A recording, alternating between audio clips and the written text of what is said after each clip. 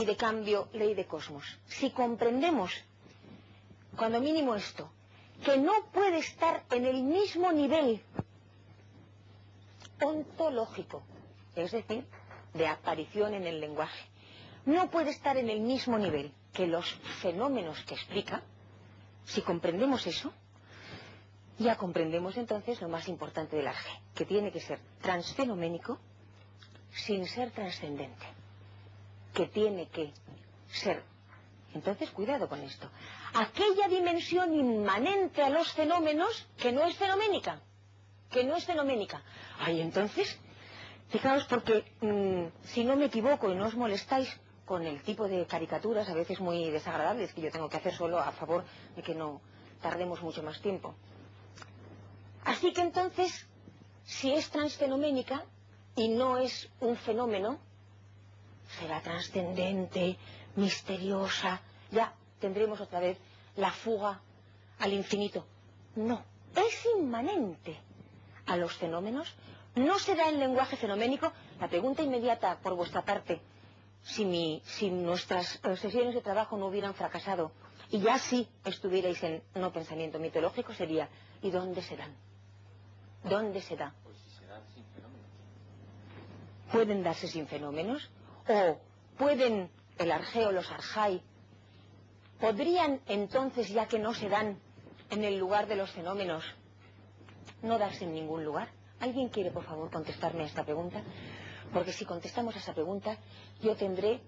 Bueno, esta vez sí que sería un chantaje afectivo. Yo, desde luego, dormiría probablemente mañana, como no habría dormido desde hace 2 meses. ¿Dónde puede darse, dónde se puede dar el arjé o los arjai? ¿Dónde se pueden dar? ¿Qué dices a eso, Carlos? ¿Dónde se darían? ¿Dónde se darían?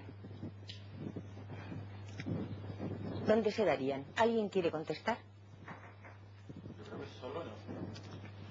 Son inmanentes a los fenómenos, pero no, los arjai no son, 1.000.000 de gracias, no son fenoménicos. No, yo no digo que sean fenómenos.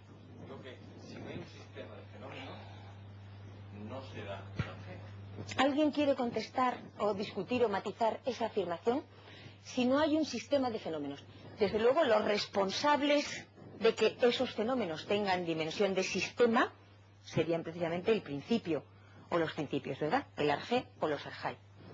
Mi pregunta no es esa en este momento, sino, ya que no son trascendentes, son inmanentes a los fenómenos, pero no son fenoménicos, ¿dónde se dan, Óscar? ¿Dónde se pueden dar los arjai? ¿En dónde es lo que no entiendo? ¿Dónde quiero decir? ¿Dónde ¿Alguien quiere ayudar a esa pregunta? ¿Dónde? No lo entiendo. ¿Dónde qué quiere decir? ¿Qué quiere decir dónde? Pues tendría que ser si el fenómeno es el límite en el otro lado de ese límite. ¿Qué significa dónde? Puesto que es inmanente al fenómeno, pero no es fenoménico, no puede formar parte del fenómeno, tiene que ser en el otro lado del límite del fenómeno. Yo quiero seguir Ese es el dónde, en esa ¿cómo pregunta. llamarlo?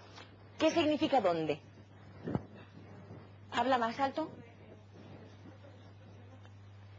¿En el sujeto que sufre el fenómeno? ¿Alguna respuesta más? No oigo nada. En el lenguaje. Explícanos por qué, por favor. ¿Y en qué tipo de lenguaje? En el lenguaje.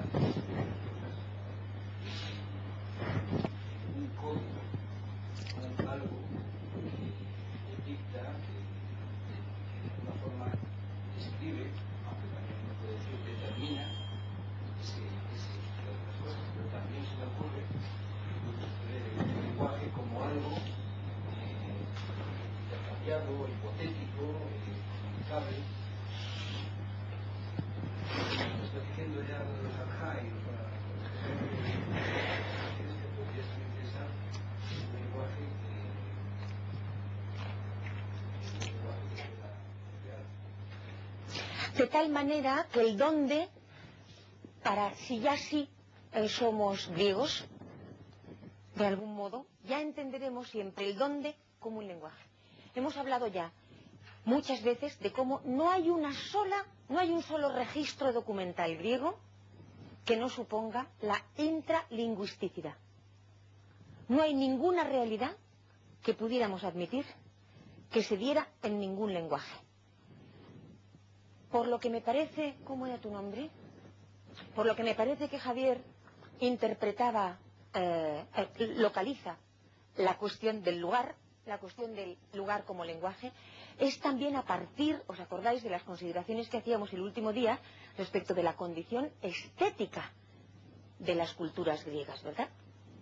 Otra vez lo preguntaré. ¿Creyeron los griegos en sus mitos? Es decir, un pueblo que organiza su autoidentidad en el relato de los bardos que improvisan respecto de las tradiciones que se repiten, como en nuestro flamenco o nuestro jazz, que además hace la experiencia del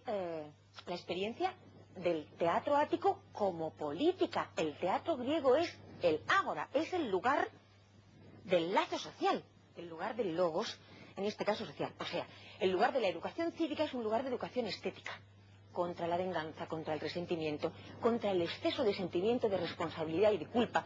Por lo tanto, Isabel, contra el exceso de sujeto, que entonces necesitaría estar demasiado acuciado con la cuestión de dónde vengo, a dónde voy, me salvaré o qué será de mí, asunto que naturalmente tiene que ver también con la asunción de la muerte, etc.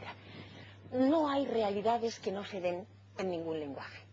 Vuelvo a hacer esa caricatura provocativa con la que el otro día os comentaba. Yo llego aquí y digo que he visto algo en ningún lugar, en ningún momento, que no era de ninguna forma, que además no sonaba, no sabía nada, no olía, no. Y vosotros me decís, claro, porque evidentemente también el olfato y el tacto y la vista son lenguajes, ¿verdad? Y lenguajes complejísimos, en los que analizamos ondas, las reconstruimos, Y vosotros me decís que, en fin, que soy una mujer imposible, demasiado barroca, y que para decir que no he visto nada, no tengo por qué dar todas esas vueltas fatigosas.